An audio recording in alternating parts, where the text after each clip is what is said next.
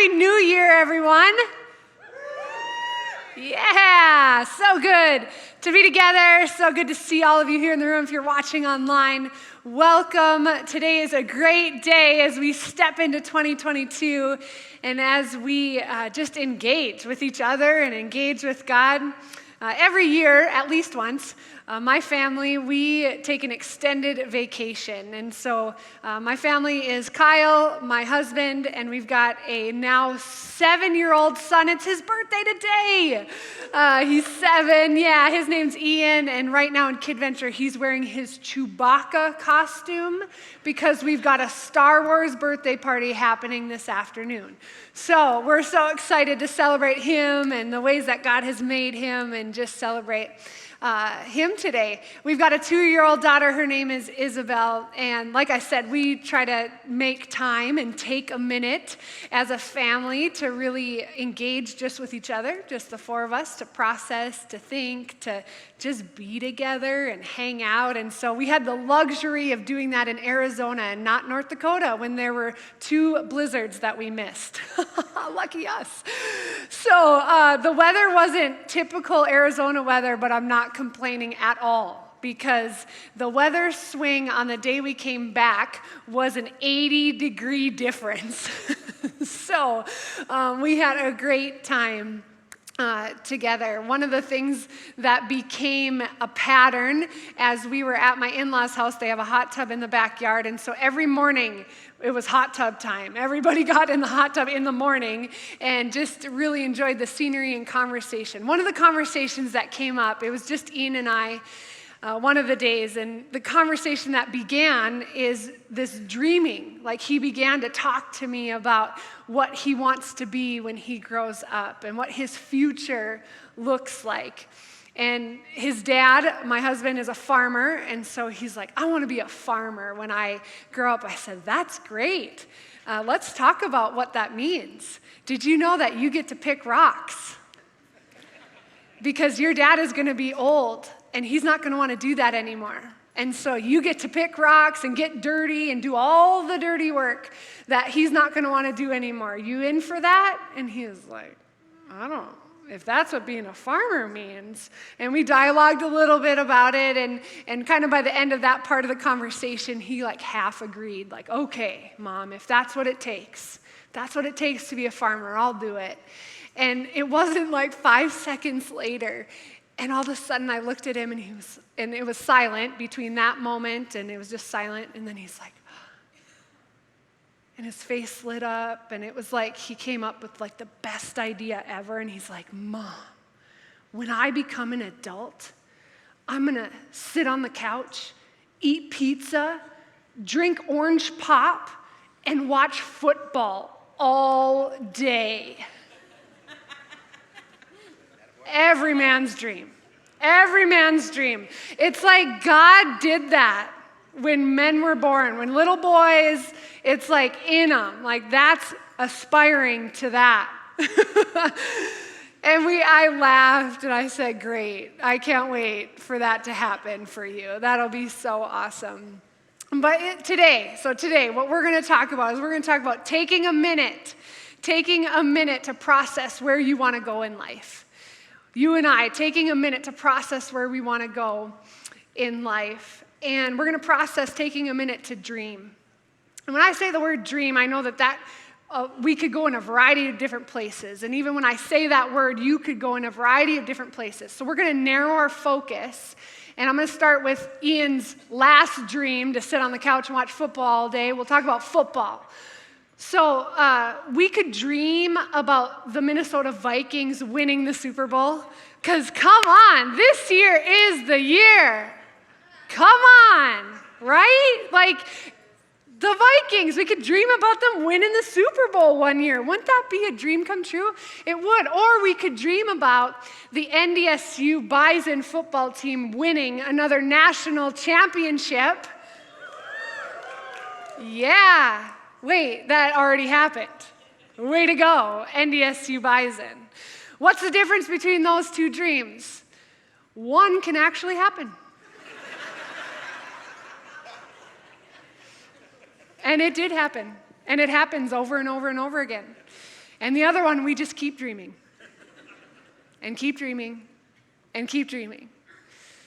Now, dreams and aspirations in our life, whether they were childhood dreams and aspirations or whether they are dreams that we carry with us today that haven't happened yet, they are so important.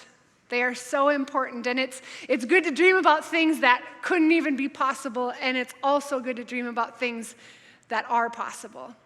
And so what we're going to do today is we're going to navigate our way through 5 questions, really easy questions that you and I can take time to think about, to process, to pray through, and we can answer those questions as we get into 2022. And I've got 3 stories that we're going to find in the New Testament where Jesus engages with people. And I believe through the 5 questions and those 3 stories that you and I, it gives us a chance to really take a minute to think about where we want to go in life, where we want to be, where we want to end up. Maybe what are some of the things that we want to accomplish? And so let's go ahead and get started. Let's dive into question number 1. Where are you right now? Where are you right now? That's the very first question. When you take a minute to process and think about where you want to go in life, you got to start with where you're at right now. And you got to be honest. That's half the battle, is being honest with yourself about where you are right now. Where do you find yourself in life right now? What does your family look like? What does your career life look like? What do your relationships look like? What do your finances look like? Maybe you find yourself right now, maybe you're in some toxic relationships. Maybe you find yourselves in loads of financial debt that causes stress every day. Maybe you're in a job that robs you of your joy. Maybe you're in a career that you absolutely love and are passionate about and motivated. Regardless of where you are, that's the point. You got to ask yourself, where am I at? And be honest with where you are today. One of the other amazing things that I feel I got to spend time on as our family was away is I got to read some books. And so I listened to one book on audio, and I read 2 other books. I'm just finishing the last 10 pages of the other 2 books. And I want to encourage all of us as we navigate, taking a minute to really process what 2022 and beyond can look like, is to dig in to read some books. The one that I listened to was Dream Big by Bob Goff. It's not a brand new book. It is such a great addition to your library if you have not read it. If you're sitting here today and you're thinking, I haven't dreamed in a long time, or you're thinking, I've got some dreams that I have not even started to think about how to accomplish, this is the book for you. Not only that, but Bob Goff is hilarious. He is so funny. As I was listening, I was in the car with my family, and about every 2 minutes, I would just bust laughing out loud. But I had my earphones in, so it was kind of awkward for them, but not for me. I thought it was hilarious reading or listening to this book. The other cool thing is that we're working with Bob Goff's team, and we're trying to get him here in the next year. Wouldn't that be so fun?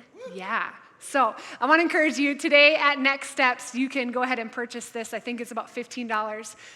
Get this in your library. Not only does it spur some ideas for dreaming, but there's also a plan within it on how to do that. But where are you at? One of the things that Bob Goff says is it takes courage to get honest about your location.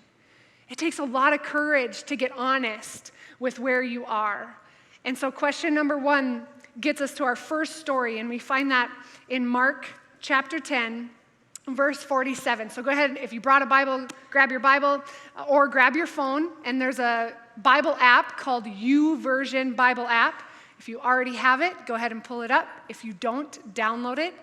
You can also follow along on the screens, or you can pull up the Prairie Heights app. I gave you a ton of options, but I want everybody to be able to follow along and be included in this. We're in Mark 10.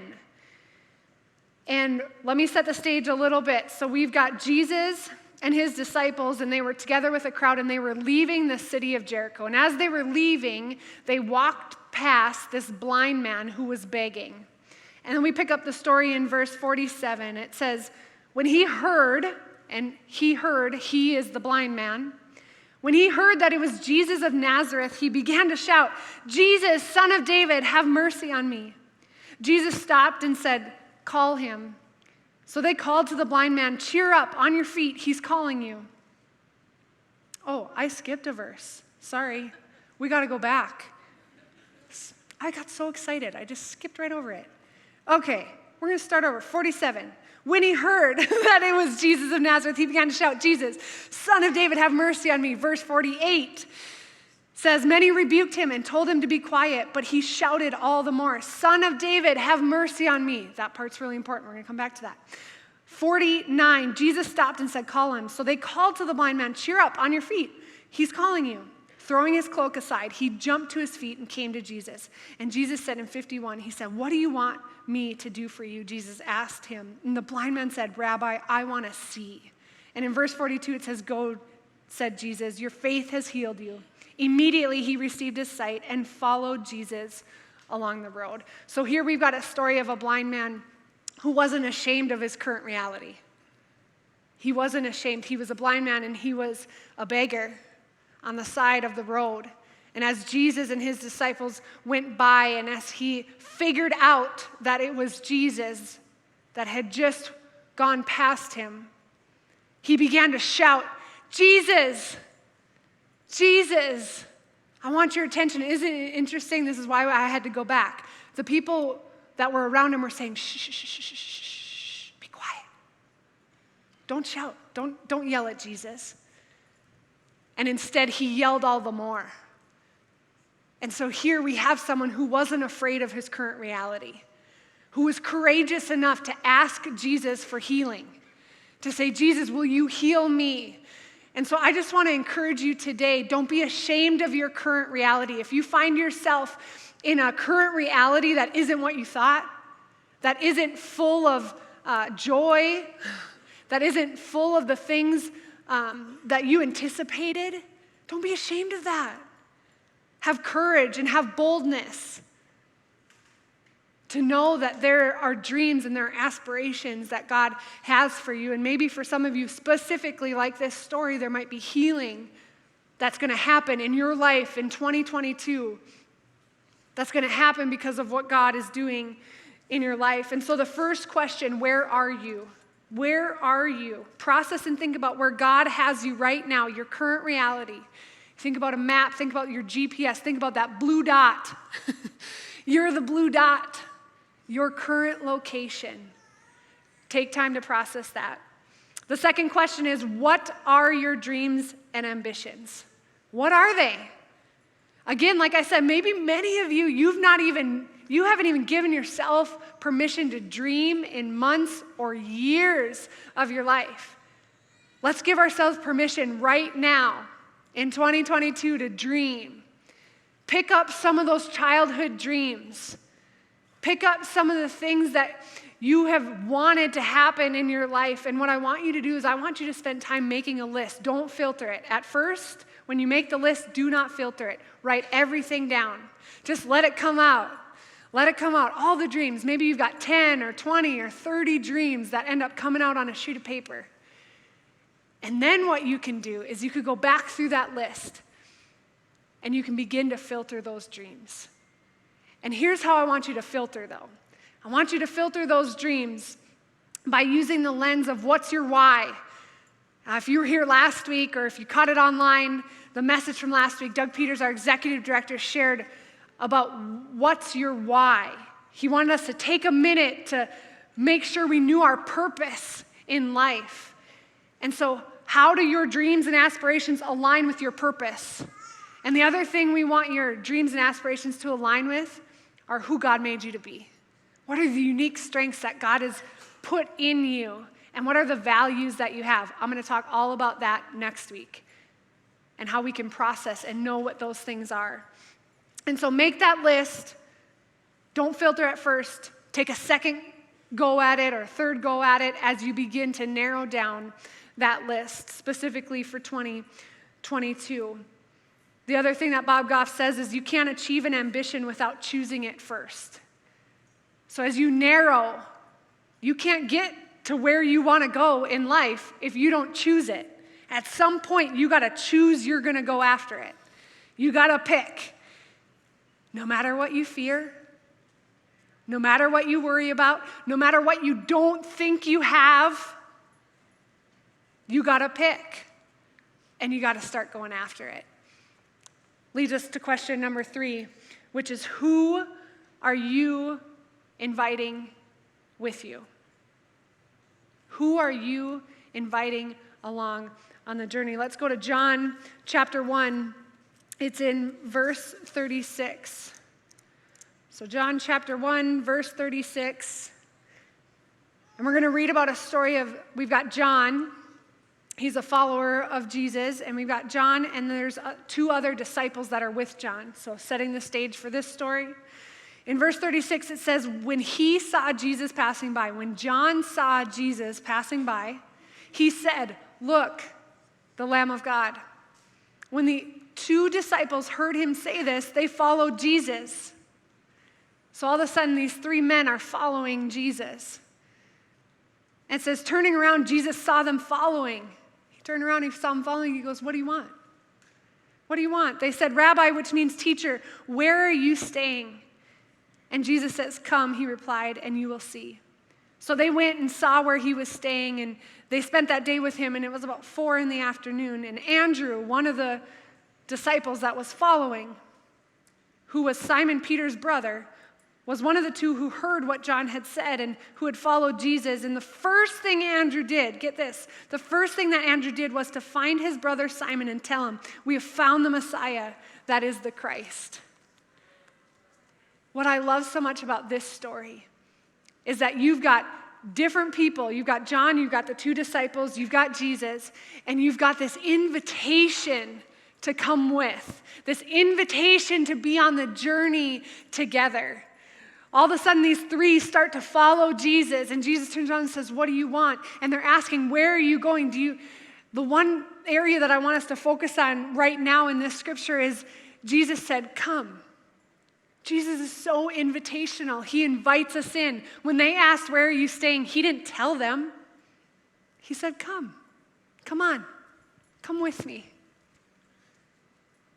As you narrow down your list of dreams and ambitions, who are you saying it out loud to, because that's half the battle, and then saying, "Come, will you come with me? Will you be in it with me? Will you journey through this with me?" Who are you going to ask for help? Because really, if your dream and ambition is possible without anybody else, it might not impact anybody else. I don't know.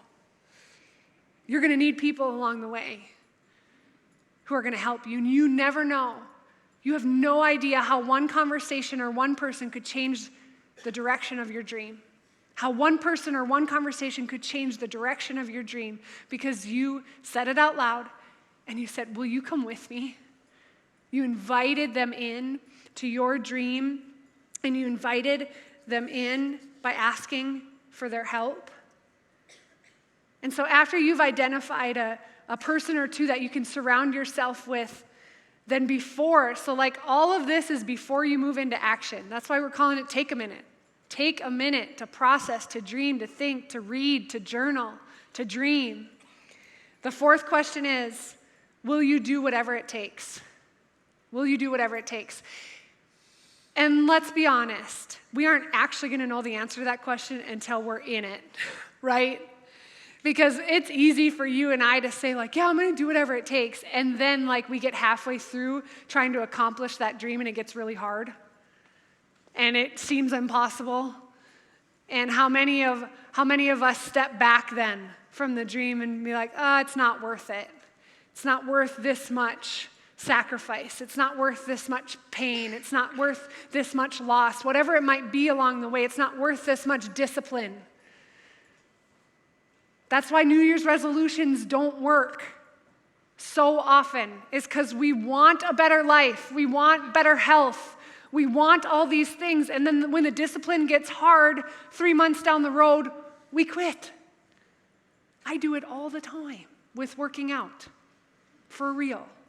And I get excited about it about every 3 months, and then I quit a month later. So it's a pattern. I know. I'm working on it. I haven't arrived. That's why it's so important that you and I grapple with the question, will you do whatever it takes? I think what helps us in that is if our dream is filled with passion. If your dream gets you out of bed in the morning, if your dream helps you have purpose in this life, you're going to have passion to fulfill it, to see it through. The third story that we have comes from Matthew 20. Matthew 20, verse 20. And what we're going to find out here is simply a similar story to what we all face in life. Matthew 20, verse 20, it says, "Then the mother of Zebedee's sons came to Jesus with her sons, and kneeling down, asked a favor of him. 'What is it you want?' he asked." Jesus asked. She said, "Grant that one of these two sons of mine may sit at your right and the other at your left in your kingdom." "You don't know what you are asking," Jesus said to them. "Can you drink the cup I'm going to drink?" "We can," the sons answered. And Jesus said to them, "You will indeed drink from my cup, but to sit at my right or left is not for me to grant. These places belong to those for whom they have been prepared by my Father." Isn't it interesting? We've got a mother who comes to Jesus. She kneels before Jesus and she asks a favor. She says, "My two sons, will you have one of them sit at your right and the other to your left?" And Jesus says, "Do you even understand what you're asking? Do you understand the sacrifice? Do you understand what's to come? Do you understand what it means to follow me? You don't even know what you're asking." And I think you and I, many times when we dream, the first part of the dream, that's the point, is like it's so exciting. I dreamed since I was a little girl, since I was younger than 5. I believe that. I can only remember 5, but it had to have been before I was 5, because by the time I was 5, I was so on fire for this dream. I wanted to play college basketball. My whole upbringing, I wanted to play college basketball. I was surrounded. My brothers played. I had coaches in my life and my family. I wanted to play college basketball. At 5 years old, I had no idea what it was going to take in order to fulfill that dream. And I didn't understand that the dream isn't winning the championship game the same way the NDSU football team won the championship game and wins over and over and over again, and they're highly successful. And they would all tell you the game itself isn't the reason that they won. They won because of practice. They won because of all the things that they do when nobody's looking. They won because of the way that they work together as a team. I'm sure there's a list of things. But you and I have this picture, and especially when we start comparing, which don't compare yourself to anybody else, okay? But when we start to look at other people's lives, we have no idea what it actually took for people to get to where they are. So it's important that you begin to process, will you do whatever it takes, especially when it gets hard? Because it's going to get hard to follow your dreams, to see your dreams become a reality. It will take dedication. It will take an extreme amount of discipline. And so far we've covered 4 questions. 4 questions. Where are you right now? Where are you right now? Where's the blue dot in your life? I'm thinking about an online GPS. Where is your location? What are your dreams and ambitions? Give yourself permission to dream. Make a list. Don't filter it. Who are you going to invite in? Who are you going to say, will you come with me? And the 4th one, will you do whatever it takes? Now this 5th question, it's the most important question. And it's a question that came from Jesus' mouth. And I don't know if you caught it, but it happened in all 3 of the stories. Jesus asked the same question in all 3 of those stories, and is our 5th and final question, and it is, the first story Jesus asks, and this is the same question that he asks you and me. When the blind man asked for sight in Mark 10:51, Jesus said, "What do you want me to do for you?" Jesus asked him. Jesus looked at the blind man and said, "What do you want me to do for you?" When it came time for the story of John and the disciples who saw Jesus and said, "We're going to follow him." And they began to follow him. In John 1:38, Jesus saw them following and he turned around and asked what? "What do you want?" He asked them, "What do you want?" The third story, we have the mom who on her knees asked that her sons would be at the right and the left and said, Jesus, will you do me a favor? And in Mark 20:21, he said, what is it you want? He asked. Our fifth, final, most important question that you and I need to ask is, what do you want Jesus to do for you? What do you want Jesus to do for you? Today, in your life, as you think about where you want to go in your life, where you want to go this year, where you want to go in the next 5 years, 10 years, what do you want Jesus to do for you? Because we find in all three of those stories, Jesus looked at them and said, what do you want? And Jesus says the same thing to you. He loves you so much. He cares about you so much. He wants to know your heart and what desires are going on in there, which, by the way, he planted there already anyway. When you were in the womb, there are dreams and desires that God planted in you. And Jesus wants to hear from you. And he wants you to answer the question, what do you want him to do for you? It is so important that we take a minute with Jesus before moving forward. That you and I take a minute with Jesus before moving forward. And I'm an extrovert. I love to get things done. My patience level is quite low most of the time. I'm just that way. It's part of how God wired me. I have high energy, and I love that about me. You know what it also means? It's super challenging to slow down. It's hard for me to just sit in silence and have solitude. I've been in full-time ministry in the local church for over 10 years, and I've been able to see God do miraculous things in people's lives. I've been on an incredible journey. Here's what I want to tell you today and share with you is that there have been times over those 10 years where amidst the greatness that God was doing around me, I felt empty on the inside. I felt so empty and like I had nothing to give. And as I reflect and as I look back, I know why that is. I didn't know why it was in the moment. But one thing that I have started to do more often and more regularly is I've decided I'm going to sit and I'm going to sit still and I'm going to be quiet before God. And there was a really important decision that I needed to make in my personal life. And I wasn't exactly sure what exactly that was going to look like or what I should do. And it falls in line with dreams and ambitions and what God had for me. And I went on a hike, hiked up a mountain. I mean, it wasn't that tall, so I'm not that. Remember, I don't work out that regularly. I brought my Bible, I brought a journal. I went through those 3 exact stories. And I answered the question that Jesus was asking. What do you want me to do for you? And do you want to know what happened in such a short amount of time? I heard Jesus through a whisper, and it wasn't audible, but I heard him through my heart.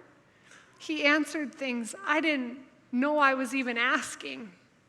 He gave me comfort in areas that I was feeling so insecure in such a short amount of time, and it's because I gave him space.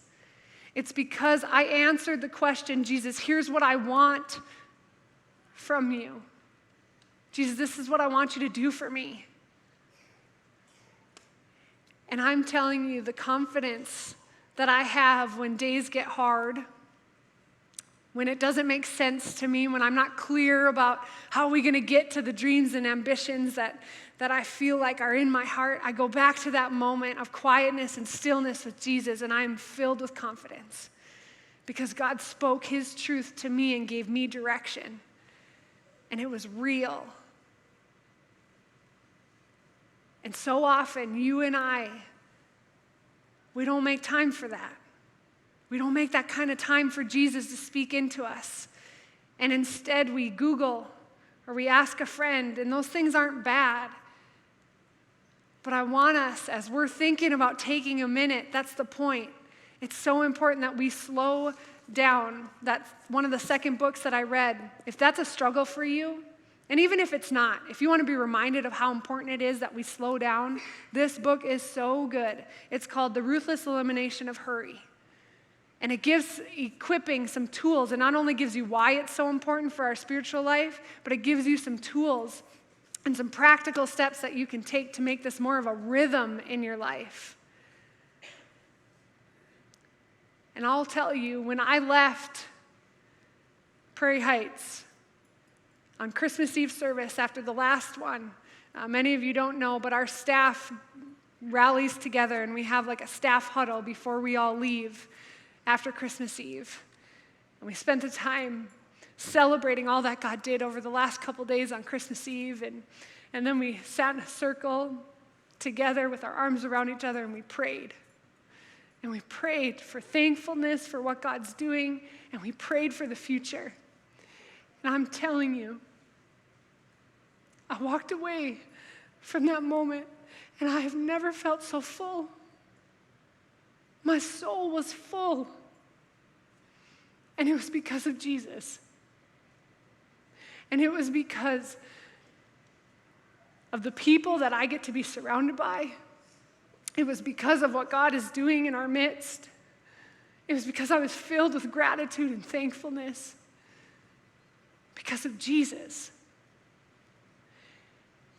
And it's only because I'm making a better effort. I don't get it right all the time. I'll feel empty again, I'm sure, on some days. But I'm making a better effort to spend some quiet time just with Jesus so Jesus can fill every void. Jesus can fill every worry. Jesus can fill every fear. And he wants to do that for you. As you take a minute right here in 2022, he wants to step alongside. He wants not only for you to come with him, but he wants to come with you on your dreams. He would love nothing more than for you to fulfill every dream and ambition that he's placed in your heart. Will you invite him in? And then it's okay for you to answer the question, what do you want Jesus to do for you? And so your next steps from this message are very simple. I got 2 of them for you. Very simple, very practical. I want you to pick a time and a place to spend time with God this week. Be intentional. Don't pick your kitchen table or your TV room. Pick a quiet place where just you can spend time with God this week. And then number 2, I want you to sit with Jesus and answer his question, what do you want me to do for you? I want you to sit with him and answer his question, what do you want Jesus to do for you? And if nothing comes to mind, sit there a little longer, and I promise the Holy Spirit will give you something. I believe, without a doubt, the same way you turn the page to 2022, that if you decide, because let's be honest, 1, you can choose to not follow Jesus, and you can just live this life apart from Jesus and not even believe in him. And hey, there's permission to do that around here. You don't have to believe to belong. For those of us that have said yes to that relationship, I'm telling you it's the best decision I ever made. Others would tell you it's the best decision they've ever made. Guess what? It's not the easiest decision. It's a lot of times the hardest decision that we ever made. You can believe in Jesus, have said yes to a relationship with him, and you can live apart from him. You can live empty. You can live without him. You can choose that. I'm just inviting you to choose something different this year. To choose to live with him. To choose to invite him in a deeper way. To give him everything you got. And maybe when you turn the page to 2023, the same way I felt, you will feel full. And full not based on your circumstance. Full because Jesus is in you, in your soul. And you've watched him, not you, you've watched him work in your dreams and your ambitions. I believe that he can do that for you. He wants to do that for you. Will you let him? Let me say a prayer for you right now. God, I thank you for all these people that are here. I thank you for all the people who have logged on today. God, you already know what the dreams and the ambitions of their hearts are. You already know what's been stirring. You already know, even coming into today, what they've been thinking about this morning. And so, God, I invite you. I don't really have the power and all that you do, but God, I invite you into their life. I pray they invite you into their life. And I pray that we give each other permission to ask you, God, to answer the question, what do you want? That we can answer that question, what do we want? What do we desire? And we can answer that. God, I thank you for bringing us together today. I know that you're at work and that you're going to continue to move. And so would you speak individually to every person between now and next Sunday? Would you do the things that only you can do? And we're going to trust you with that. We pray all this in your name. Amen.